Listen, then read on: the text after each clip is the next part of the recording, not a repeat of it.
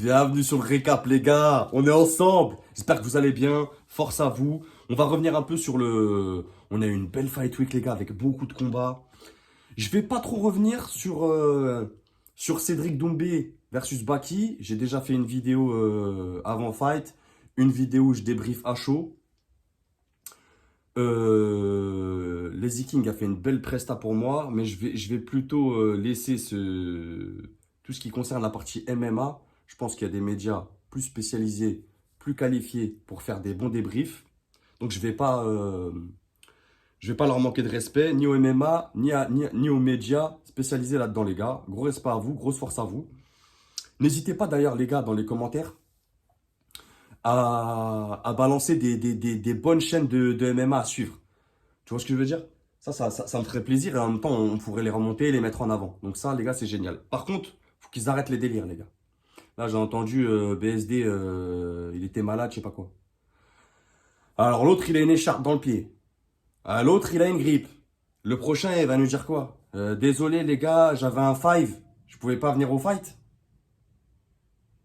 En donné, les gars, je suis désolé. Et pareil, quand les nouveaux qui arrivent là sur la chaîne, qui tombent sur une vidéo, et qui me sortent des commentaires, ils me sortent n'importe quoi. D'ailleurs, merci à vous les gars pour le retour sur les commentaires.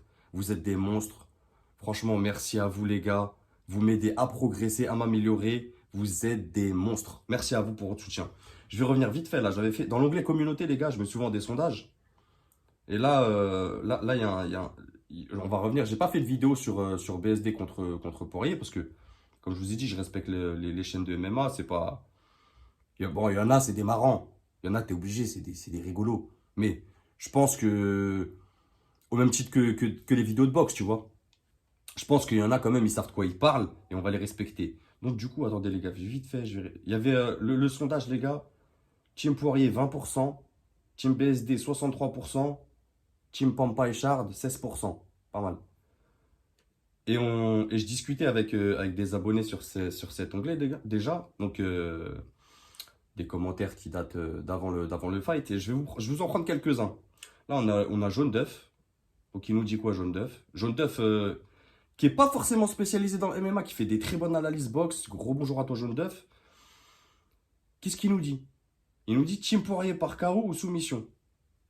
Donc, il est dans le vrai. Ensuite, on a Razorback. Razorback 900, 9990. Lui, il nous dit Team Poirier, victoire par KO, coup de poing. Ensuite, on a Emerlaus. Lui, il fait un beau commentaire. Il y a une belle communauté, les gars, vous me faites plaisir. Il dit j'adore BSD, je reconnais son talent et sa fulgurante ascension, mais Poirier est le GOAT des gatekeepers. Et comme BSD ne bouge pas assez la tête, je vais miser sur Poirier par KO au deuxième. Lui, il fait vraiment un prono parfait. Moi, je leur réponds, hein, bien sûr. Hein. Moi, je crois que je lui ai répondu là. Je lui ai dit ça se tient. Moi, je me dis en contre de Poirier, peut-être qu'il va le connecter et le finir vers le premier même. C'est-à-dire que même si tu arrives sur la chaîne et que forcément, moi, je te dis un prono que tu n'as pas l'habitude d'entendre. Je t'invite, et je vous invite tous, à quand vous découvrez une chaîne, d'aller voir avant. Bien sûr, tu as des mecs qui disent n'importe quoi. Mais quand tu vois que dans les commentaires, il y a des grosses discussions, ça suit, ça t'aiguille un peu. Donc, va voir. Donc voilà, partie MMA, les gars, pour moi, je vais passer mon tour. J'ai dit ce que j'avais à dire. Donc je vais laisser ça aux spécialistes du MMA. Maintenant, boxe, partie boxe. Je vais revenir sur la soirée du vendredi. Je ne vais pas revenir sur tous les fights, les gars. Je vais parler surtout de Zhilei Parker et de Ngannou Joshua. Donc Zhilei contre Joseph Parker, les gars. Beau combat. Je vous dis juste ma feuille de score, les gars. Excusez-moi. Je vous dis juste ma feuille de score. Moi, je vois 110, 114 pour Parker. Tu vois? Alors, ce fight, on l'avait pronostiqué déjà sur la chaîne, les gars, on va pas revenir là-dessus. Parker, il gère bien la distance. Les deux, ils rentrent très bien dans le combat. Plus de frappe et de débit et de changement de niveau et plus de touches et d'initiative d'attaque pour Parker. Après, c'est sa boxe, c'est normal.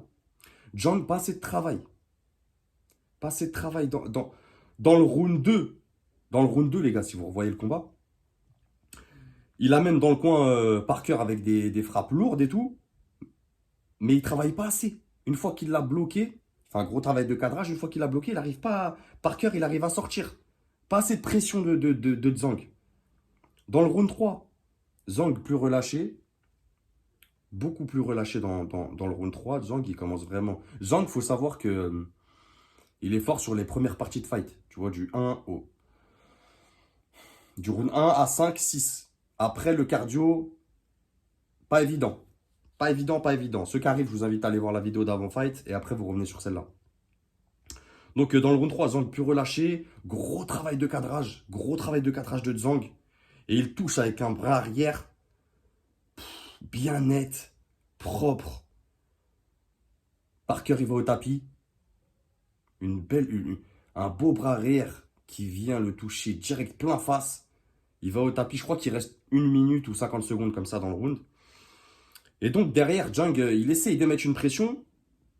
Mais Parker survit. Il survit, il tourne. Début du quatrième. Zhang, il est actif. Il veut profiter de son knockdown. Donc, il est actif, mais pendant 1 minute.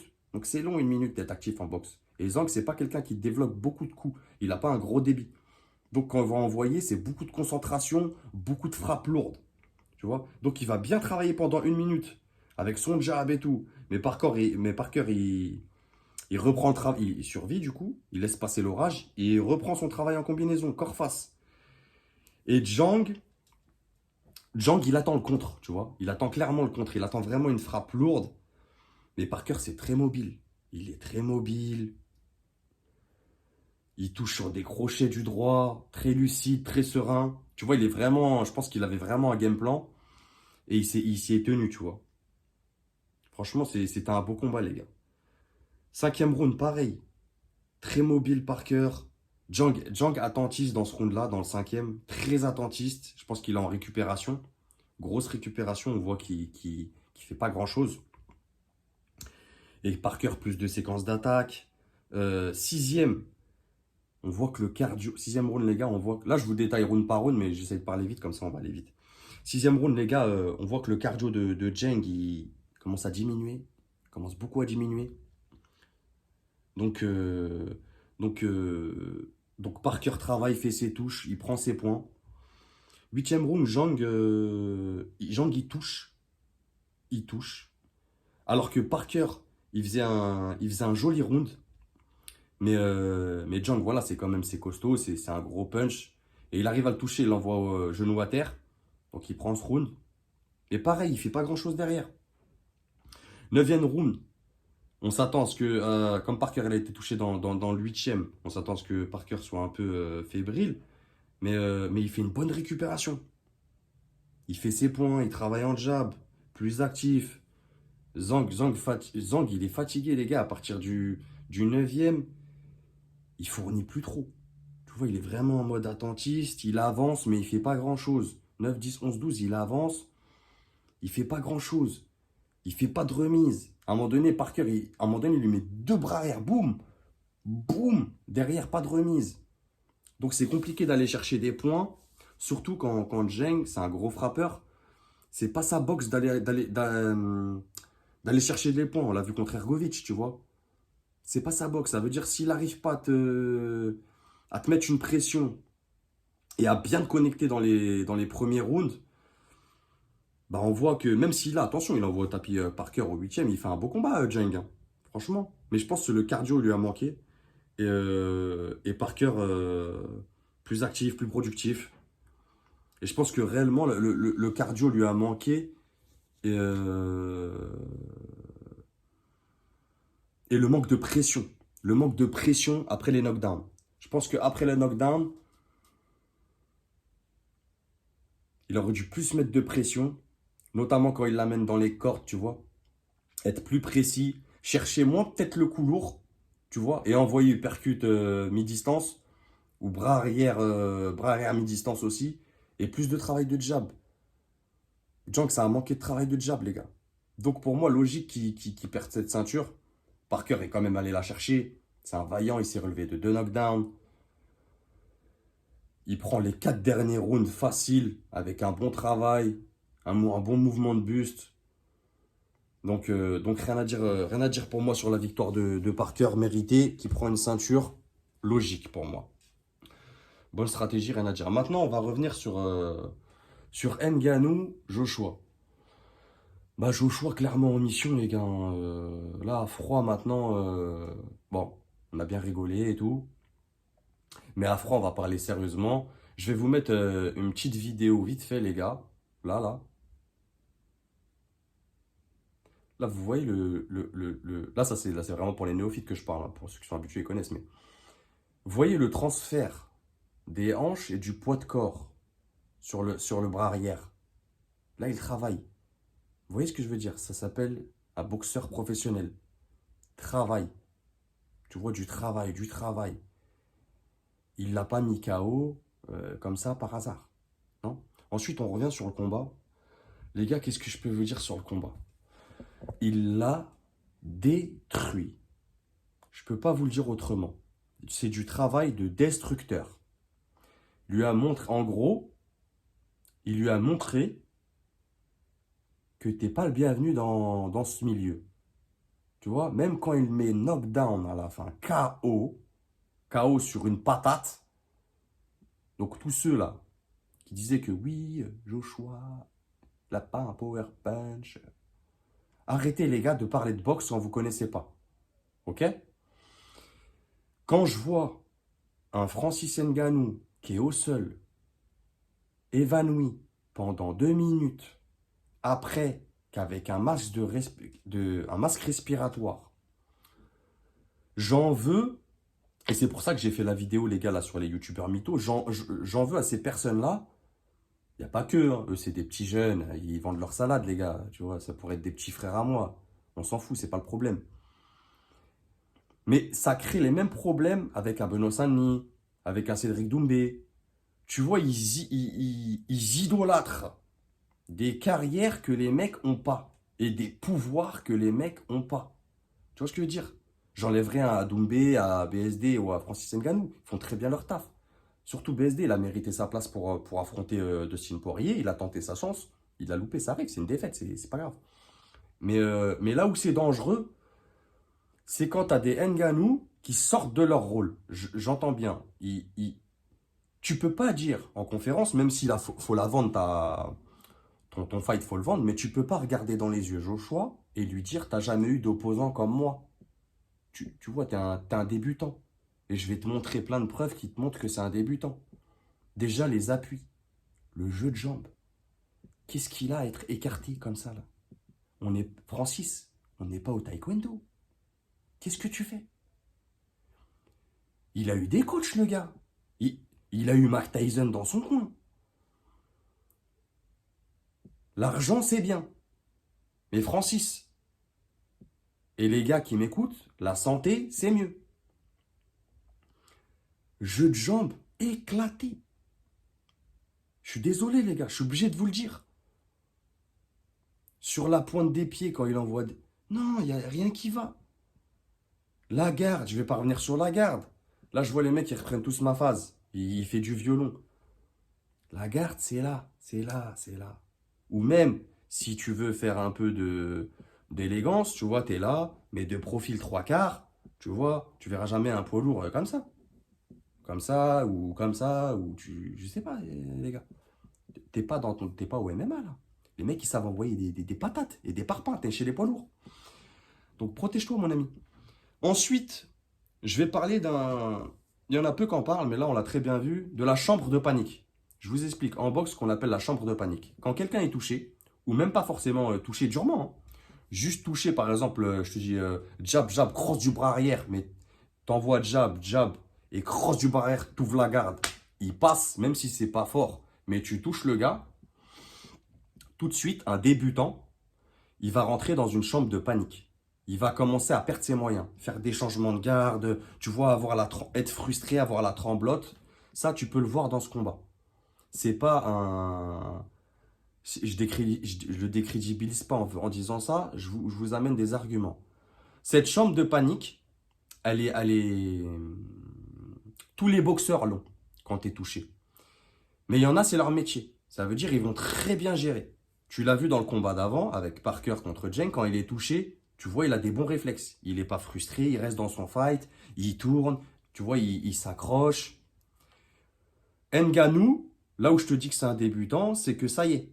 Tu vois, le regard, il savait plus où il était. Panique. Tu vois, il est là, il tremble. Ça, c'est du réel, les gars.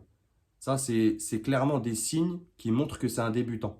Tu vois, et qu'il n'a rien à faire avec l'élite de la boxe. Je le répète. Là, je- j'entends les mecs qui sont en train de parler de lui encore, d'essayer de lui mettre dans la tête qu'il peut aller taper Wilder. Écoutez-moi les gars, je vous le dis tout de suite d'avance, Wilder est plus dangereux qu'un Joshua en termes d'impact, de force de frappe. Wilder, c'est quelqu'un qui peut te tuer. D'accord? Il a vraiment ce KO qui fait peur. Au même titre qu'un Subriel Mathias, dans une catégorie moindre. C'est des gens qui ont un réel pouvoir de connexion, qui ne sont pas là pour rigoler. D'ailleurs, on l'a très bien vu, même Joshua, quand il l'a mis KO par terre, il regarde même pas. Je ne sais pas si vous avez fait attention. Il lui envoie un parpaing, il plie en deux, il regarde même pas. Il est là, il va checker son mec, tranquille. C'est des mecs, c'est des professionnels. Ils sont froids, ils sont pas là pour rigoler. Et Joshua, il était en mission. En mission, pas comme certains peuvent l'entendre de... Moi, je rentre pas dans ce débat, les gars, MMA, boxe, je m'en fous. Moi, je parle du ring, là. Là, les deux, pour moi, c'était des boxeurs. Certes, un débutant avec un professionnel. Je te parle du ring. Joshua, il était en mission parce qu'il sait que derrière, il y a un Fury Usyk. Et moi, les gars, vous savez que mon souhait, c'est Fury contre Joshua en Angleterre. Avec le public anglais. Ça va être une dinguerie. Je vous le dis tout de suite, et moi, je suis pour ce fight.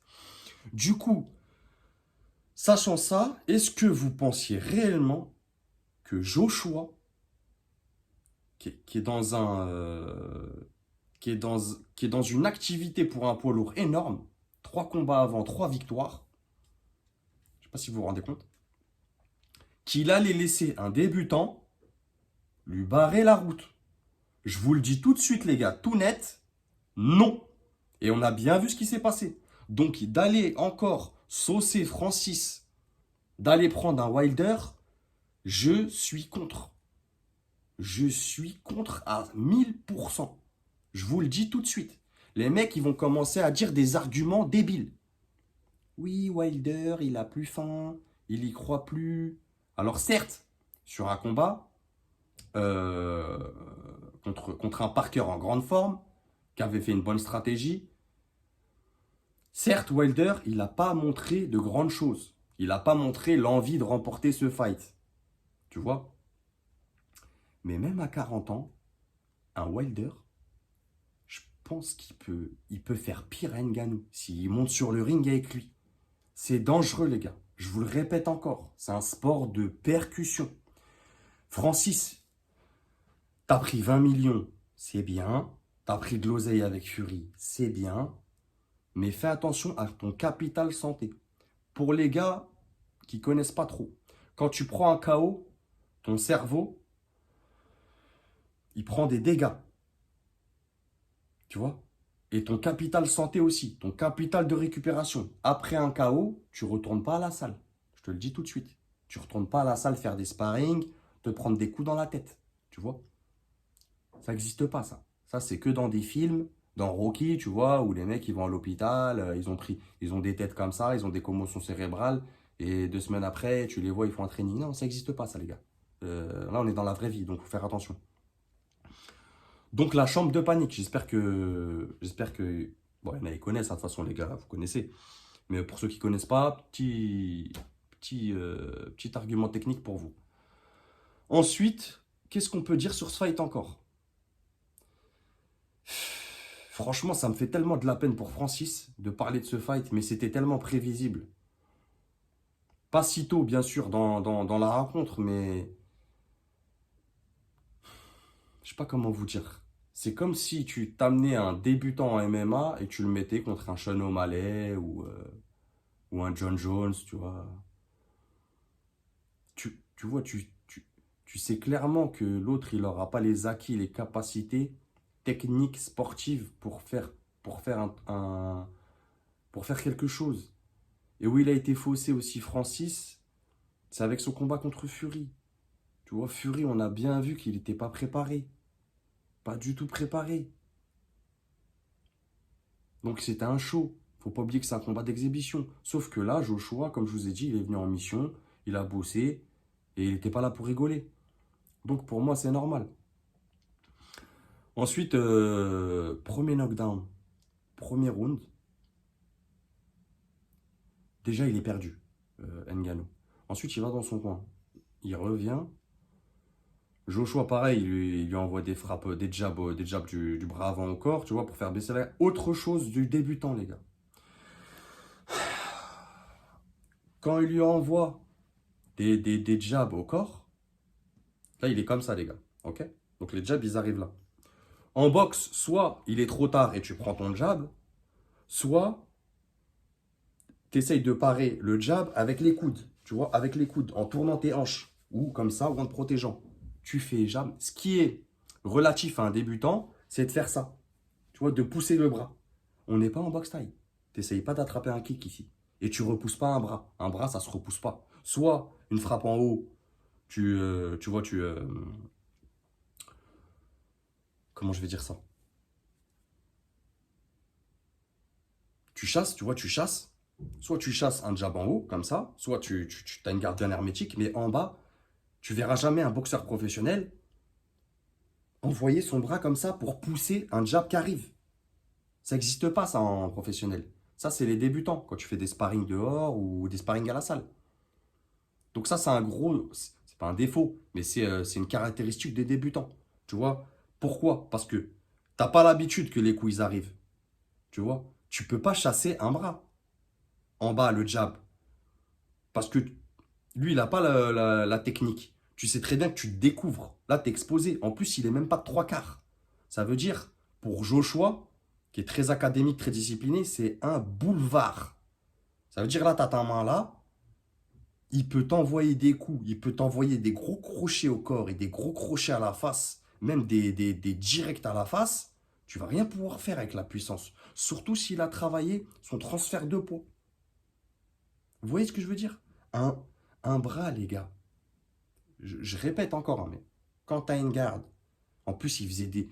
Autre problème du débutant, ces switch de garde, là. En boxe, c'est très rare de le faire, ça. C'est quand tu as vraiment une stratégie, tu vas le faire lors du 6e, 7e pour déstabiliser. Quand tu vois que tu n'as pas de solution, tu peux le faire pendant un round pour déstabiliser l'adversaire. Mais pas en professionnel. Tes trucs de switch de garde, là, ça marche pas. Donc voilà, les gars, je peux pas vous dire autrement. Commencez pas à me dire, bon, dans les commentaires, je sais qu'il va pas avoir ce truc-là, mais pour moi, c'était pas du tout un combat équilibré, ni au premier round, ni au deuxième round.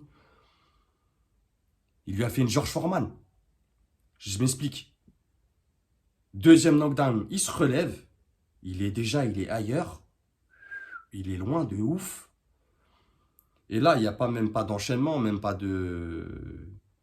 Il vient Joshua avec une droite. Il lui fait une feinte, il regarde en bas. Ça, c'est une feinte que tu fais beaucoup en boxe. Tu regardes d'autres zones de frappe pour aller ailleurs. Par exemple, il a regardé en bas et il lui a envoyé une grosse frappe à la tête. Première, elle touche plein pot. Bon, et là, pliage, sauterelle, évacuation, ambulance, fin du spectacle, on baisse le rideau. Donc voilà les gars, j'espère être revenu sur cette Fight Week qui était très intéressante. Franchement, on a eu de beaux combats. Moi, j'étais grave content, grave heureux de tous ces combats-là qui sont arrivés. Ça a amené plein de choses. Franchement, super. Et, euh, et j'espère que vous aussi, vous avez kiffé, comme nous, ou déçu pour certains. Dites-moi tout ça dans les commentaires, les gars. Abonnez-vous, donnez-moi de la force. Vous êtes des monstres dans les commentaires, vous me régalez, vous êtes les meilleurs. Aidez-moi à m'améliorer, on progresse ensemble. Les gars, ciao. Et n'oubliez pas, c'est que de la boxe.